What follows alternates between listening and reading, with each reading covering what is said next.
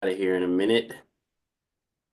So I wanted to give my mans the floor to open, but what up, y'all? Good morning. I Good appreciate morning. it.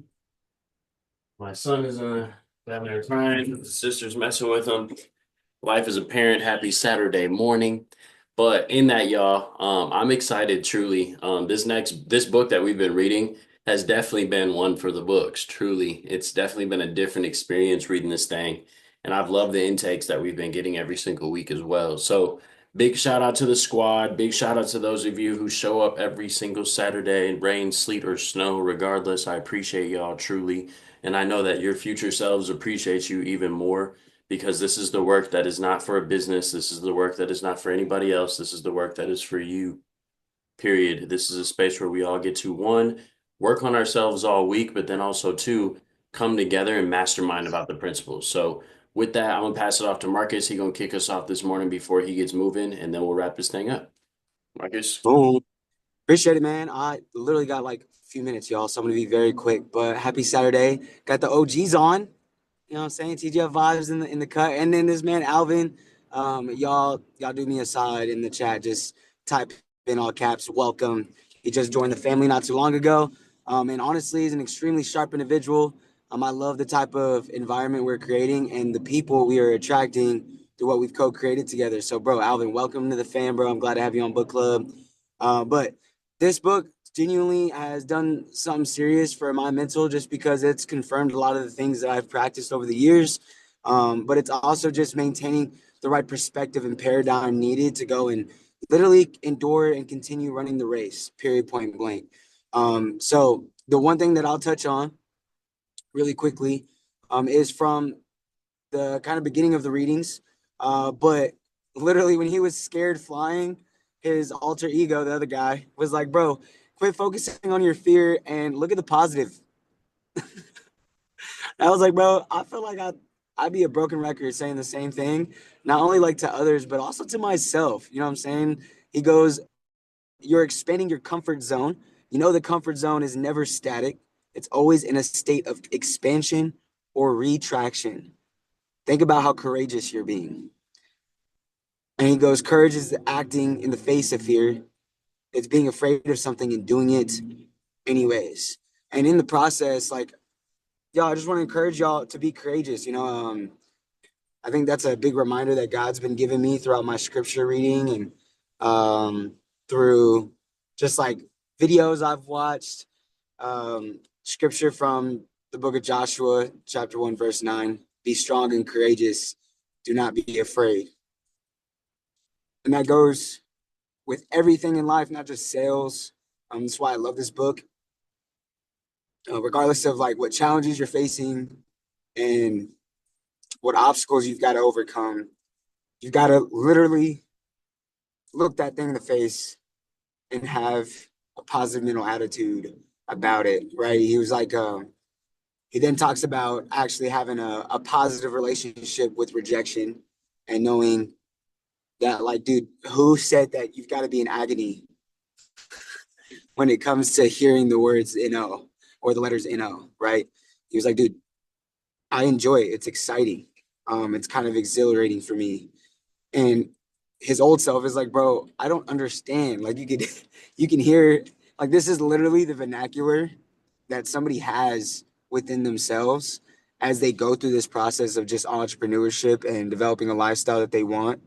And in the process, like associating yourself with it in a way that you hadn't, like is genuinely required if you want to win, period, point blank. He goes, um what if we decided to make each no we received and every rejection we encountered something that empowers us, allow it to build you up, and instead of agonizing or fearing it, fall in love with it, is essentially what I got from the chapter that followed. But overall, y'all, I'm grateful for all the no's I've gotten. I'm grateful for every rejection and every doubter, um, every person that's literally laughed in my face about what we got going on or have been condescending, and have allowed their lack of words or actions to speak louder for them. In the process, it's sustained me. It's allowed us to grow and develop. and it's going to get us to where we want to go. So I appreciate y'all listening to my take real quick. I'm literally about to pull in. I was We got the recording up from last week, and I'm excited to catch the recording as well. I'll have an earbud in, listening into y'all's takes this week though, because I hate missing book club. But I appreciate you guys. I'm grateful and I'm excited for the breakthroughs that are going to occur as you guys set your goals to go after some no's rather than just taking the easy route and trying to get some yeses. So, anyways, that being said, I'll pass this thing over to Stasia. She got a camera on. Appreciate you, girl. I got like 15% on my phone. I'm at the gym right Okay, now. go Can I ahead, go, brother. please? Because you made, I wish I'd have brought my notes to the gym, but I didn't.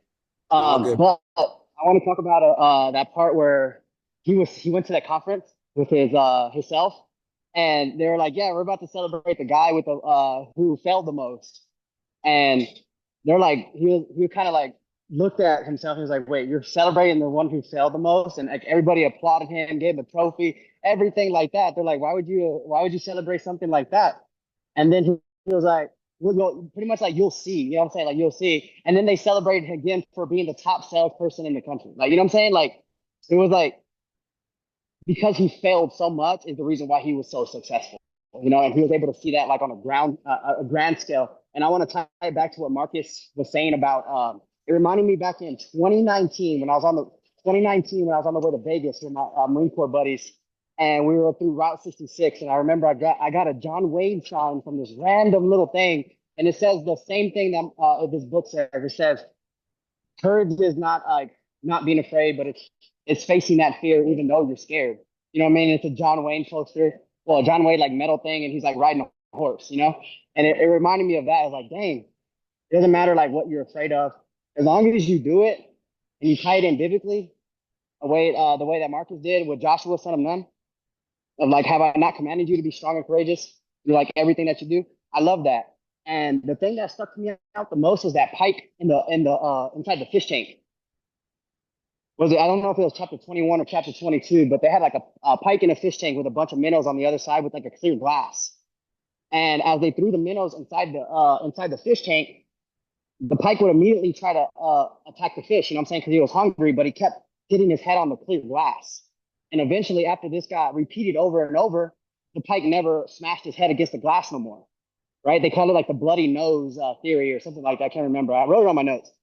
But after a while, the pike stopped attempting, right? And then they removed the little glass that was in between that was separating him from eating and not eating, and he still never attempted to do anything and like to ever go on the other side and start eating. And then it ties in perfectly with our human natures because a lot of us we get discouraged whenever we fail. You know what I mean? Like, and a lot of the times I hate to admit it, but like a lot of the parents, even as we were growing up, they gave their kids like such participation trophies and all these things like that, not allowing them to fail and feel that pain to actually like grow through it. You know what I'm saying? And be there to parent them through their the emotions that you know what I'm saying that they're struggling with. But you actually have to let them feel it out. And then to this day, like 3 4 days ago, me and Selena are still feeling out emotions, learning each other because there's things that we're growing through that we need to learn how to say no to, but yes for ourselves so we can continue to grow through, you know what I'm saying, through life. And a lot of it is actually saying yes to your goals, you know what I mean?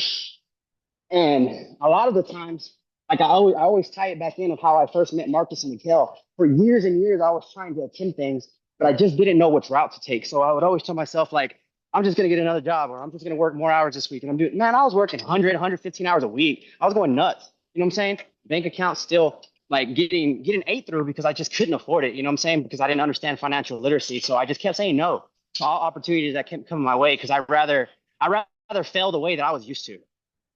You know what I'm saying? Because I was comfortable failing that way and feeling that negativity. I didn't want to fail differently because it was so new and I didn't know what type of risk it would be. And I don't know, I was afraid to get out that comfort zone because of what I saw, like my parents and them struggling and doing everything wrong. And it's just like, well, this is how life's supposed to be. And then that's where I took, you know what I'm saying? Like I took that, I envisioned it differently and I locked in, you know what I'm saying? And I got a different perspective.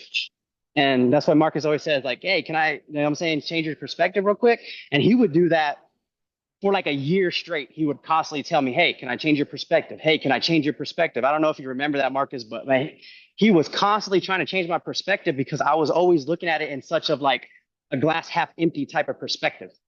You know what I mean? Because that's just what I was used to. I was already CYP, failing in brother. my mind. CYP. Yeah, CYP. Yes, sir. I was already failing. I was already failing in my mind. So that's why when I attempted, I was like a half as and attempted. You know what I'm saying? And that's why like a lot of us don't go to that next level is because of simply that. You know what I'm saying? You're afraid of saying yes because you might actually experience success, and that's something new for you. You know what I mean? Like, do you really want your goals, or are you scared of your goals? And if your goals scare you, then go for it because right back biblically, go for it. You know what I'm saying? Do I not command you? But yeah, that's pretty much what I had to say for it. I'm really excited about this book because, like last week, man, it's so simple, but man, deep calls to deep, you know. So I'm gonna go ahead and popcorn. I'm gonna go ahead and popcorn Alvin. I don't know if he's read the book, but I know he's new. I just want to see his perspective and hear him if he's available. I'll give him a couple seconds. I'm a See. I'm Oh, nice. available.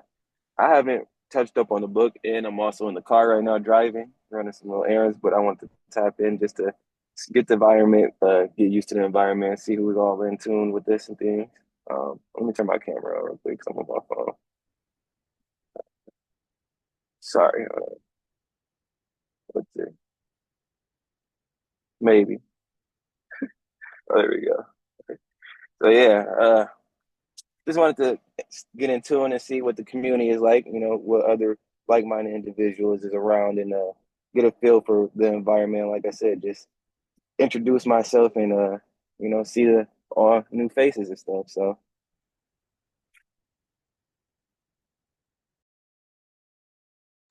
Hey, well, appreciate you for being here, P. Appreciate you, definitely. And y'all go get to hear more from this man. He's definitely a very sharp soul. But Anastasia, you can take it. Good morning, everyone. Good morning to the new faces. Alvin, good to meet you.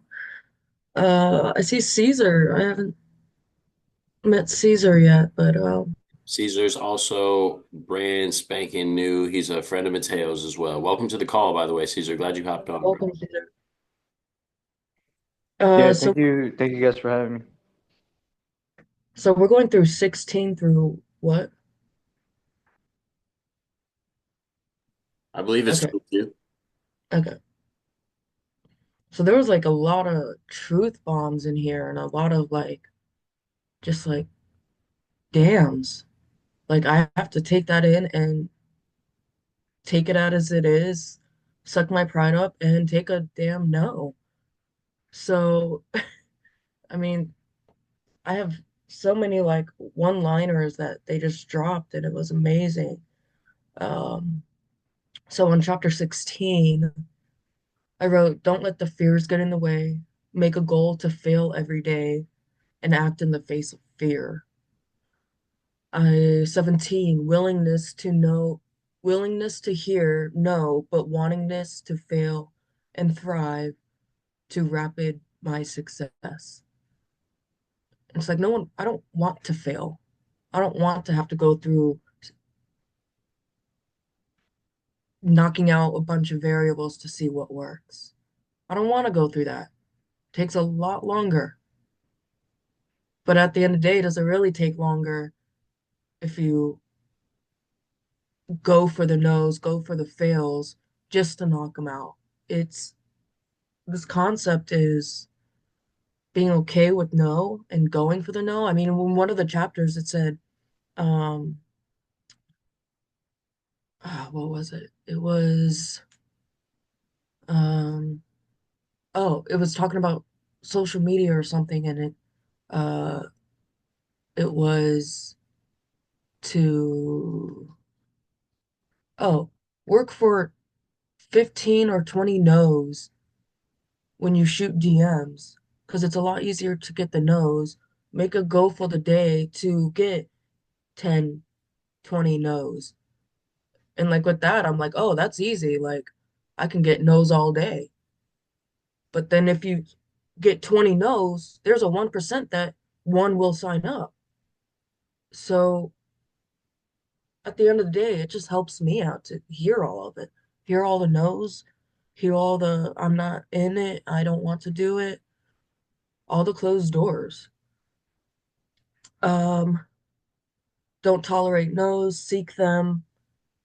Instead of using rejection, if I don't like the word rejection, they said to use slightly annoying, which calms isn't such a deep impact word for me as rejection, so slightly annoying is pretty good. Um, we control how we act, and empower failure. 18 was about setting goals, for how many no's you can get, not for the yeses. Um,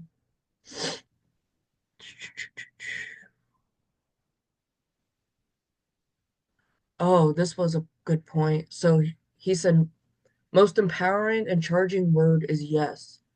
He said that's false. The most empowering word is no.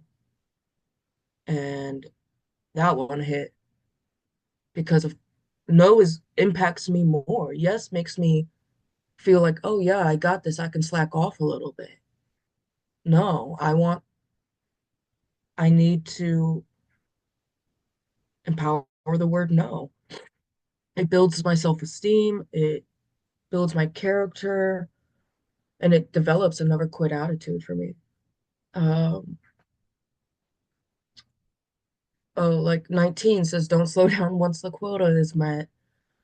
Um, oh, that's where it talks about the 16 no's for your one yes. Um, oh, learning my goals and how I will react to the no's. Um, oh, when the momentum's hot, you're hot and can't end the fire. To thrive on that. Um, don't back off, don't slack off.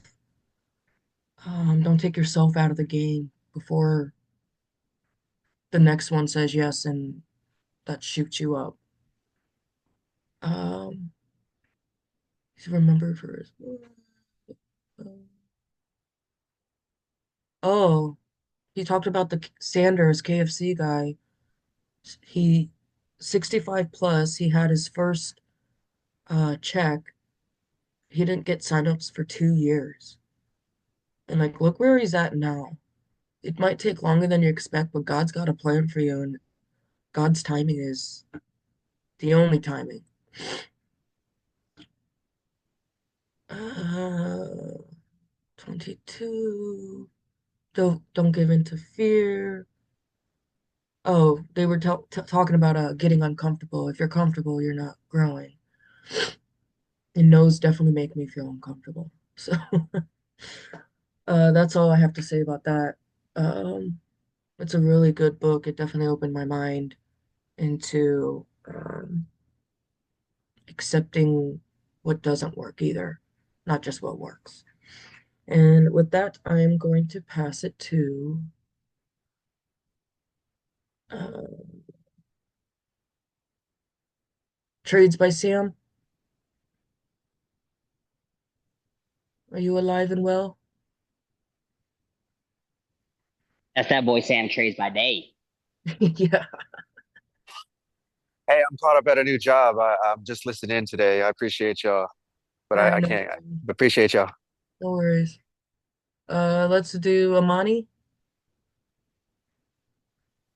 Good morning, Good everybody. morning. Camera's gonna be off today. I look crazy, but okay. So I read the couple chapters this week. Um, in chapter 16, he was talking about flying the plane, and he's all up in Mr. Future Self, and he's just like shocked that he can fly this plane. He's fearful, but like I mean, he's on autopilot, if you will, because he's flying the plane anyways. Yes. his future self has like surpassed that fear and now has like a really valuable skill. Being able to fly a plane is amazing, and it's his plane, is it not? Like this man got his own plane. He's doing big things. So like it's funny how his consciousness is kind of in the past at this moment, where his physical body is in the future, actually actively flying this plane, but his past self is freaking out. Like, bro, let's hurry up and get back on the ground. I'm not like trying to do this. But I mean, he does it anyways. And it's like exhilarating, but still really scary. Um, yeah, moving past that fear is wild. Doing things like, yeah, like Stasia said, it's really when you move past your fears and you get to experience the best things in life, the things that make you uncomfortable, depending on what it is, okay? Because there's certain things you can't be doing when you're uncomfortable.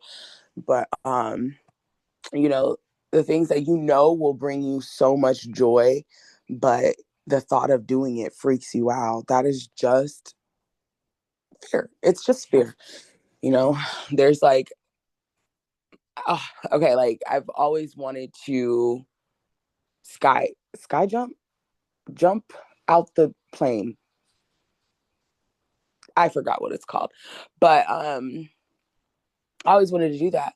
But imagine being like two people in the air with a parachute, skydiving. Oh, it's skydiving. Yeah, thank you, Ro.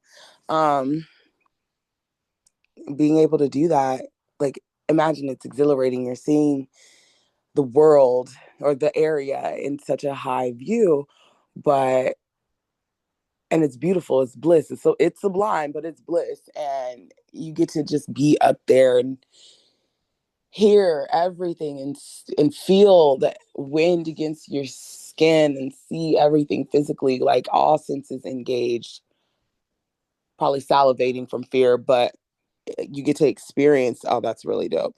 Yeah, you get to experience that, and it's living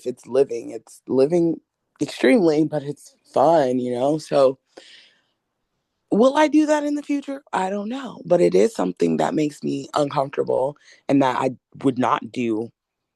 I couldn't see myself doing in the next couple years, but maybe later in life. But it sounds fun. That's like more of an extreme version. There's little things too, like when you're building your business and you're putting yourself out there, and it's uncomfortable to talk to hundreds of people for some of us. Um, but breaking that habit is powerful. And that, like, when he starts talking in chapter 17, he is embracing the no. Almost, he said, what? Looking for the no. Because the more rejection, the tougher you get, the stronger you get, the more willing you are to just walk up to somebody and be like, hey, what's up? Get to know them real quick, see if this is what they need, and be like, this is what you need. Here you go. And people have changed their lives off moments like that. Got everything they ever dreamed they could have, built their business, changed the world just off of embracing that fear, the no of it all. Um, and I know there's a lot of things that I want to be able to like do. So why not ask? And if you're scared of a yes, then you definitely should be putting your efforts into going for it, because if you want a yes in your mind, in your heart, but you're scared so you don't act, then you could be missing out on just about anything you ever desire. And those moments where you can embrace, like, yeah, it could be a no, but hey, I want a yes, so let's try it out. It's so powerful. And I've done that so many times. There's been a lot of things that you know, I mean, to be transparent, there has been a lot of things that I've said, like in my head, no, I'm not going to go for it. Even though I wanted it, I'm not going to go for it. And later just thought like, well, what if I did? You know, stupid what if. Anyways, um, but going for it and having those results like unexpectedly, even though I really wanted the yes, and getting the yes is just like, oh my God, I feel alive. It's exhilarating. So that's all I have for you guys today. I am not too sure who went already. Ro, are you available? Yeah, I'll go. Thank you. No problem. Um, I so speaking of the fear in the all that I like the line courage is not the absence of fear. It's like courage is facing your fear head on. Um, and then the other part, I don't know. So I was reading the chapters that were assigned for last week and this week. So I don't know if this was from last week's or this week, but the like one of the biggest takeaways was the whole go for no concept. Like the more no's that you go for, the more like if you have a no quota, then like it will basically force you to like do more work. Like when people just go for like a yes quota, if you will, like they get the amount like in the example of sales, I think you use like if you got the X amount of customers that you were going for and you got those people or whatever those sales, then you would stop working versus if you had the no quota, you would have kept working. That was a big highlight for me. I don't really remember what else I listened to this earlier this week.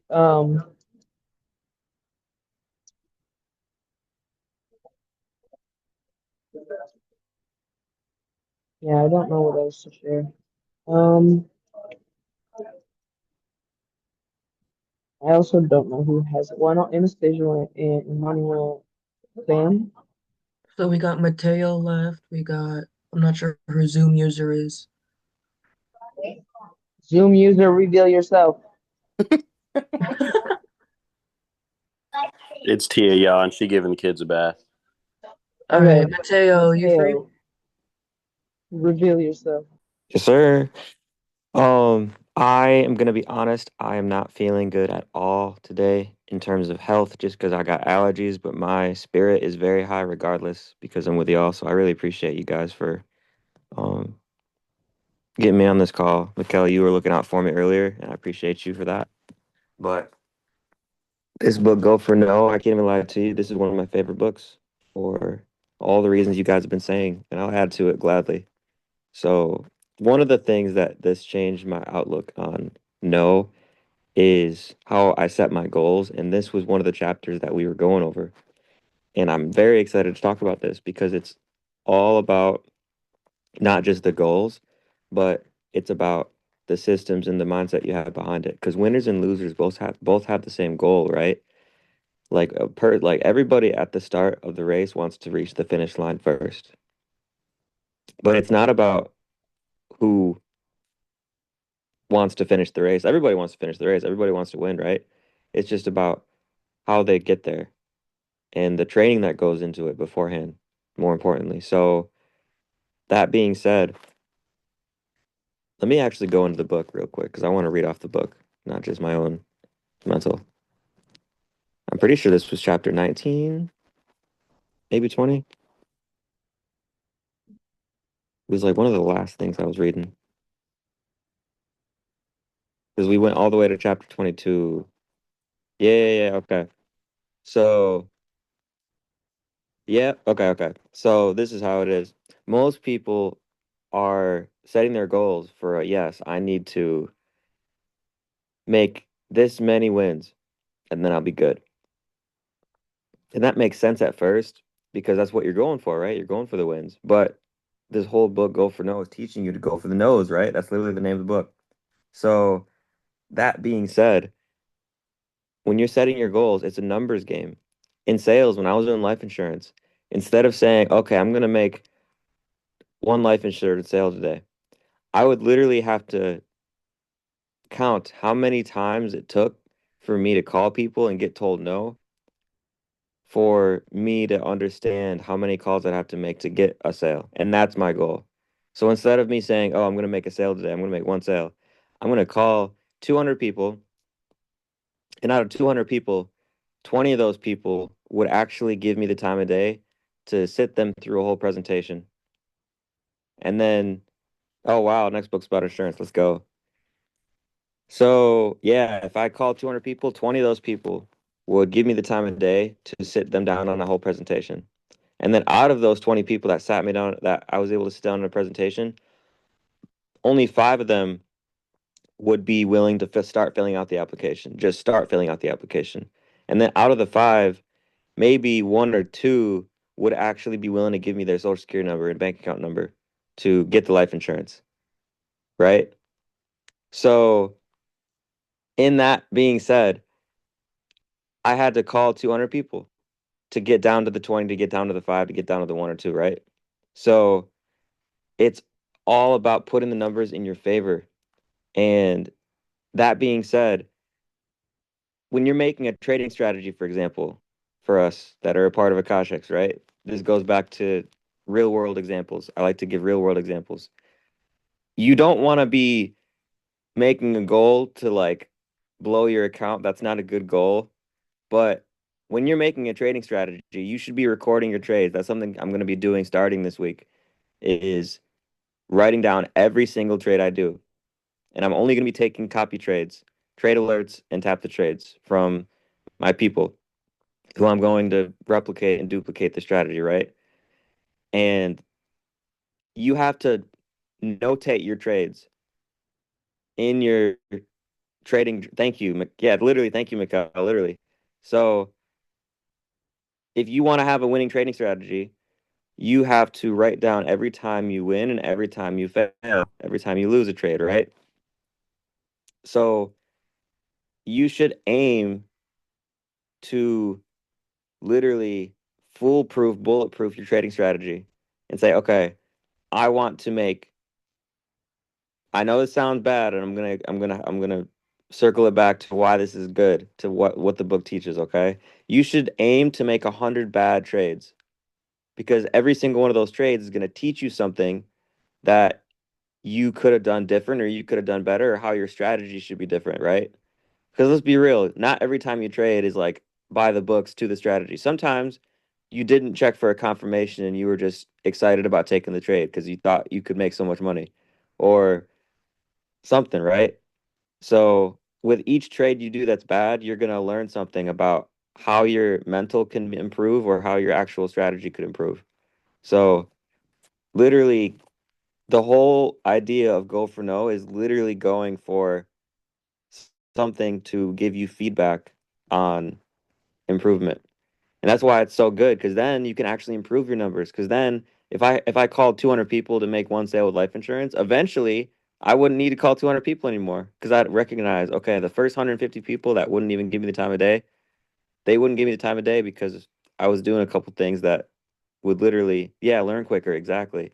So that's the whole point of going for no, is using those no's to then learn from and then move forward to get more yeses. And then from there, then you can learn how to get more no's. But it's not the same type of no. I was talking to one of my people about this because when you get told no at levels that you're just starting out when you're trying something new, those no's you're getting shouldn't be like remaining no's. They should be turning into yeses. And then you're going to actively search out how to know in a new way, if that makes sense.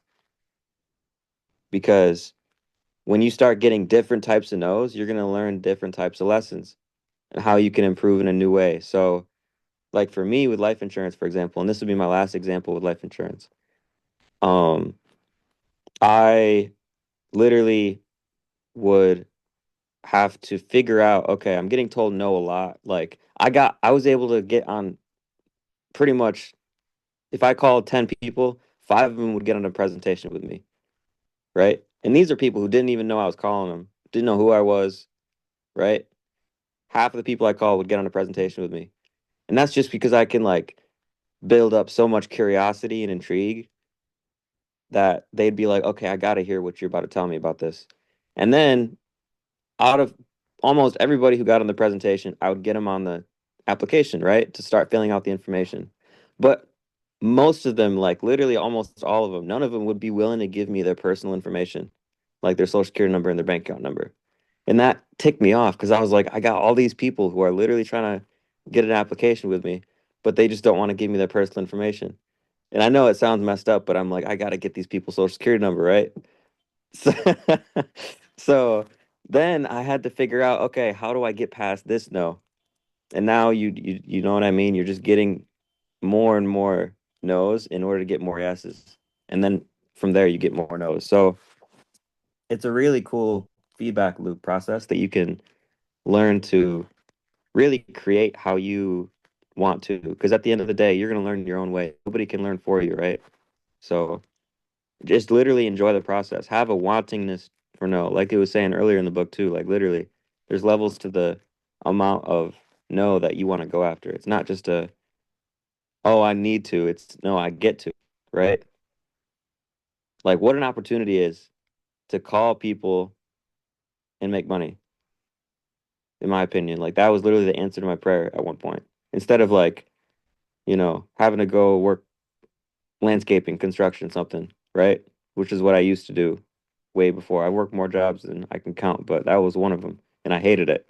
But getting told to screw off and all sorts of different things with life insurance is an opportunity I was blessed to be able to have. And trading is something that we're incredibly able to do because most people can't even like understand the concept, let alone like actually being a part of a whole community to leverage what. So that's all I'll say. Because that was really just the biggest point I wanted to drive home is that you can use this go for no to really go for a yes and then continue to go for no's. It's a feedback loop. It's a learning, you know, because that's how you get successful at it. It's not just that you get so many no's and then you get handed a trophy for saying no so many times. It turns into a yes and then you grow from there. It's about growth here. We're growing. But on that note, Um, I want to pass it to Alvin, Mr. Williams. He's one of our newest members to the family. Are you there, Alvin? I believe he might have already went. Yeah, Oh, And did he? he was just listening in. yeah, it should Okay. be just Mikkel left. No, really? Okay. Wow. Let's go. Mikkel, take it away, bro.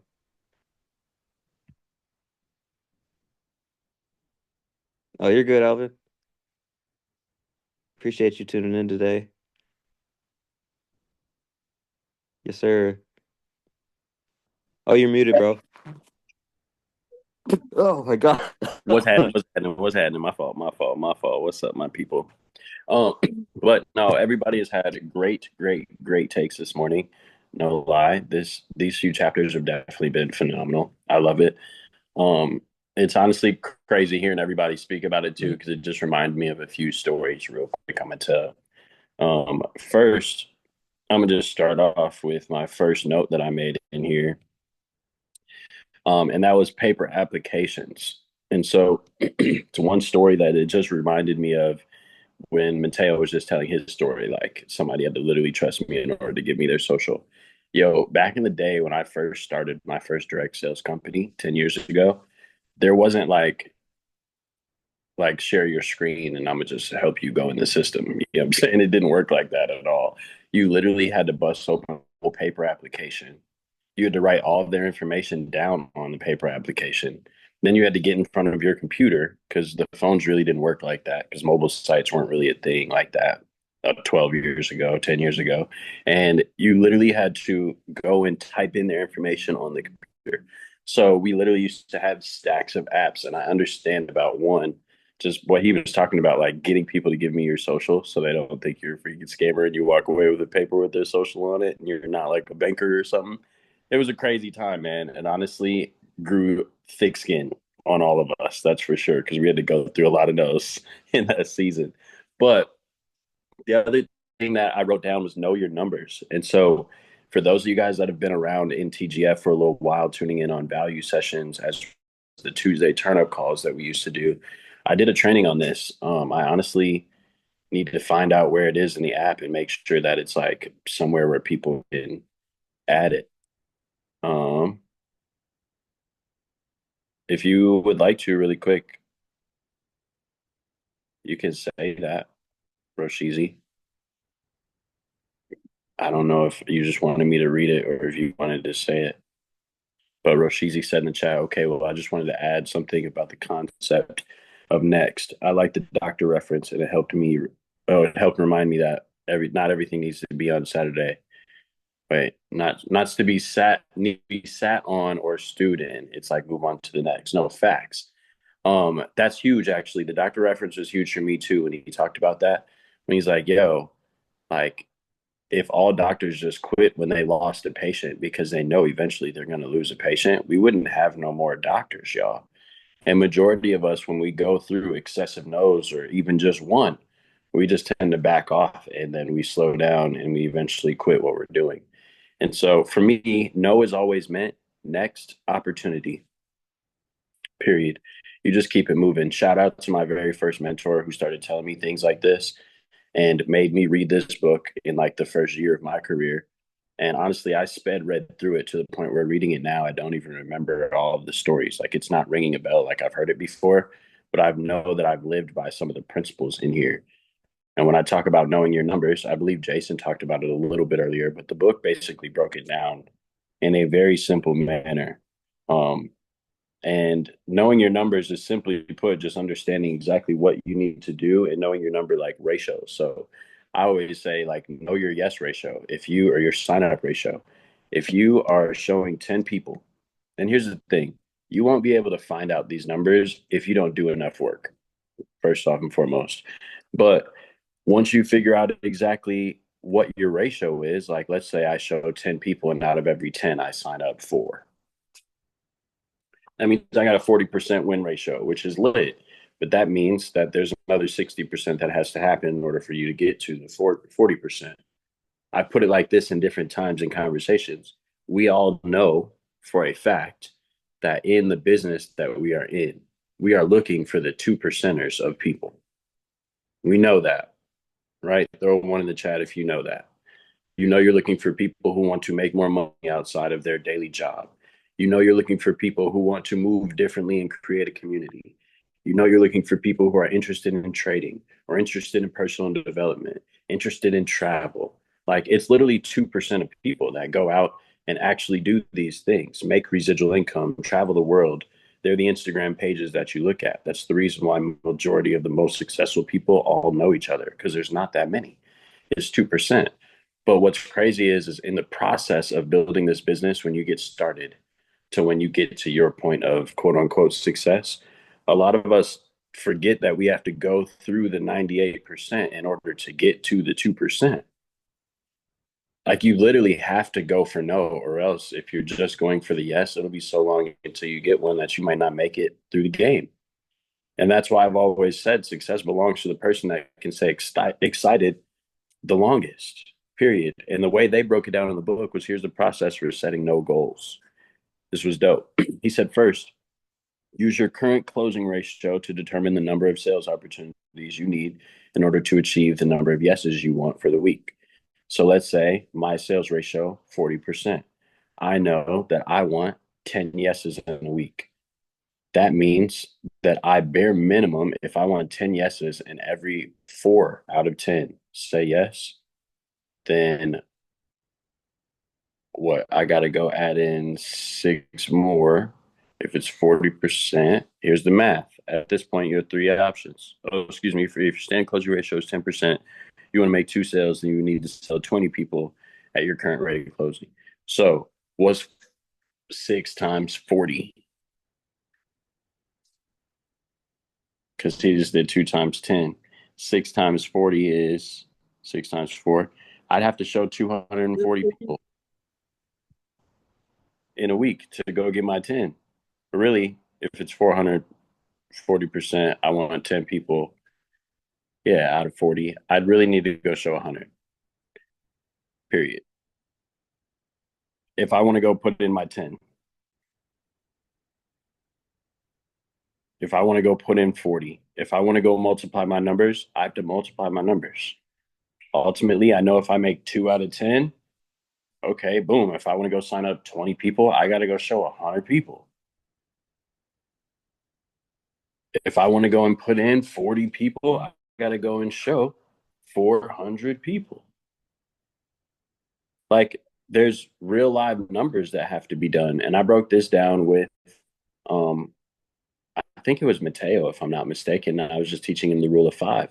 But I was like, bro, at the end of the day, if you go get five and teach them how to go get five, which is, let's just say your closing ratio is 20%, that means you're going to have to show 25 people in order to get five. But in that, if you show five people how to go show 25 people, here's what happens. All of a sudden, by the end of week one, you've just gone out and shown 125 people. By the end of week two, you've just gone out and shown what, 600 and some change people. By the end of week three, you've gone out and shown well over 3,000 people just by directly teaching people how to go show 25 people. And what happens is let's just call it at 1,000. If your closing ratio is 20%, then you have 200 people in your organization who have bought your product or service. That right there is about 20K in volume. You'd make around $6,000-7,000. And mind you, in the example I just gave, that was 2 weeks in, 2.5. If you upped your numbers, you'd up your results. And that's the reason why we really put this book in play for right now in our lives, because we are all in a position, kind of like that story he talked about with the pike, like where we've been butting our heads against glass for a long time trying to get the minnows. And now all of a sudden, everybody, excuse me, the people have removed the glass. So instead of just chasing our tail and swimming around in a circle and not going after them when they're inches away and we could actually go eat now, we just need to go. Period. There are no more things holding us back. We've got everything lined up and ready. Go for no. Figure out what your ratio is. Literally think about the last 10 conversations that you've had about your product, business, service. Think about the last 10 sales conversations that you've had. And in that process, think back, okay, how many sales did I get out of those? Cool. That means my closing ratio is X. What are my goals for the month? So now what do I need to do? Y'all know how we set 5-year goals, then 1 year, then 6 months, then 90 days, then the 30-day goal. We break it all the way down to what you have to do tomorrow. Like, do that, but do it when you're going for no and you're taking those numbers. And I know that it'll be a little bit intimidating, but like he talked about towards the end of these chapters, like do what you fear the most, and the death of fear is absolutely certain. Period. I watched one of my greatest mentors, this guy named Troy Brown, get on stage a number of years ago, and he's speaking and he's talking about this. He had recently just done something in the company that nobody had ever done. He hit the top rank twice, started a new position, built it from scratch, went and did it again. So imagine going super affiliate here, master affiliate here, which is $1 million in sales volume, and then starting a brand new position and doing it again. He went for it 2 times. So in that, as he did that, he got on stage and he was just talking about the process of when he first started the business, not even for the second time, the very first time. He was an anesthesiologist, one of the top paid in the entire country. Okay. Literally a super doc. He coming in for looking at you for 2 minutes, sticking something in your back and walking out, and he's getting paid multiple 6, if not 7 figures in order to do that. Period. In that, he traded all of that to get into a business like we have today. It's actually a product that we sell called Dream Trips. So as he got into that company, he definitely was afraid. All his friends, that he thought that they would talk about him because now he's doing one of those things. You know what I'm saying? It was a lot that he was telling the story on stage. But he was like, man, it came one day where I was like, yo, I'm tired of losing patience.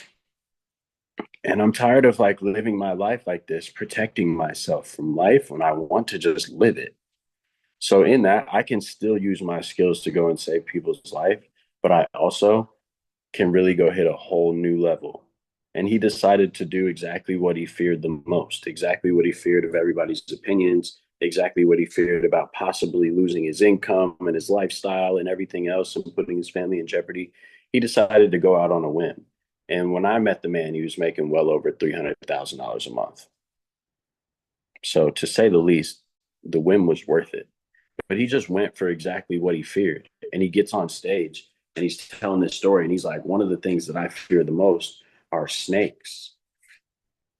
And I just realized that in my life, if you continuously get scared and you succumb to that fear, you'll start letting that fear creep into other things. And he talked about it in this book really shortly. But he's like, you'll start letting that fear creep into every little thing that you do. And you'll just all of a sudden realize one day, years later, that you've been playing small. And I didn't want to realize that. So I consistently do things I fear. And as they're saying this, there's 20 people from behind him walking up with a huge yellow python. Huge, like damn near spanning the freaking length of the stage that he's on. There's 4,000 people in this arena. And they literally put the snake on this man's neck. Now, I don't know if you guys have ever seen anybody confront a phobia before, but this man was literally on stage talking about a phobia that he had of snakes. And to see the fear of God in his eyes from 100 feet away, standing on the floor, I'm looking at Troy like, oh my fuck, excuse me, oh my God, this is crazy. Bro, he is terrified when he realizes exactly what's going on because he's literally doing this. I don't know if they had planned it or not, but I'm looking at him, bro, and he's real life terrified. And that is when he said that. He said, our fear is not that we're inadequate. Our fear is actually, it's a quote from Coach Carter, that we're powerful beyond measure.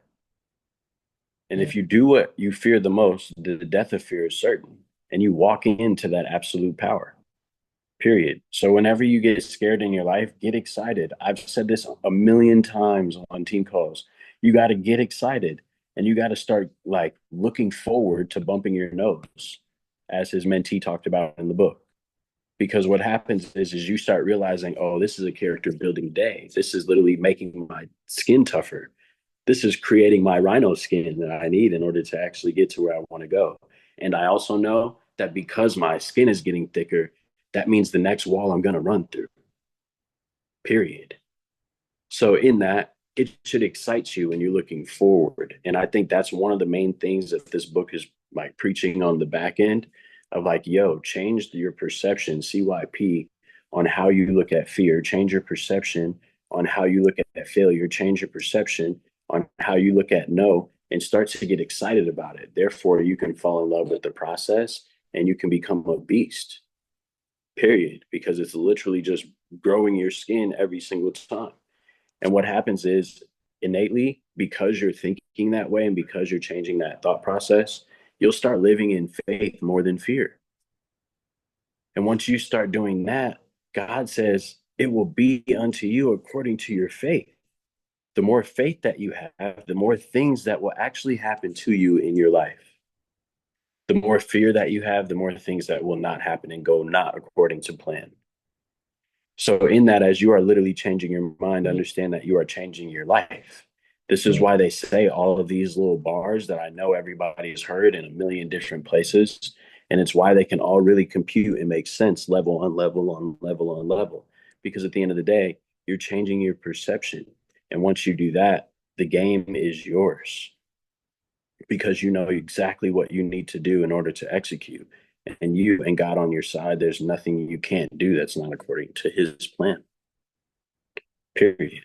So, in that, I'm grateful for this book because it really just wraps up everything that we've honestly read over this past year, too. It's something serious, but it literally switches a perception and it gets me excited to run through everything that we've been running through. Because, yes, we're on a hot streak, but like he was talking about, like if you were a coach and your star baseball player was on a hot streak smacking home runs, would you keep him away from the batting space? No. You'd be putting that man out as many times as you possibly could, bro. Go crack that thing. Period. You do not take your star player when they're in a hot streak off of the game. You put them in the game and you make them go run to their fullest potential. Period. So think of yourself as that player. And as you get on your hot streaks when you're going for no, you won't slow down like most people. You'll literally press in, put your foot even more on the gas, all gas, no brakes, and really just go for it. Period. And while you're in your hot streak, you'll maintain it longer. And the person who stays excited the most wins. So shout out this book for putting that together. Shout out y'all for putting the pieces together in this conversation as well.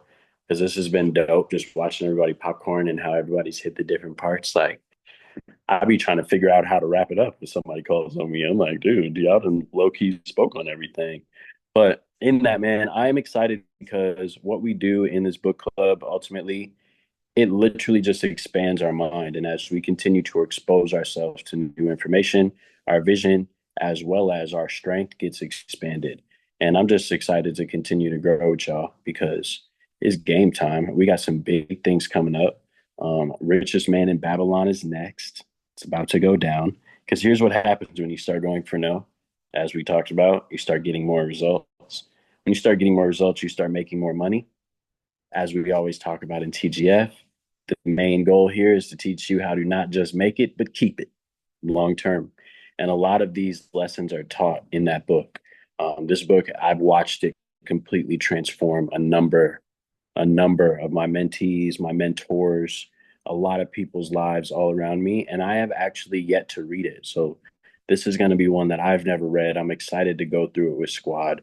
We'll be starting that not next week, but the week after next. It is inside of the digital library, as is this book. Alvin, I know you're brand new and we haven't given you this part of the tour yet.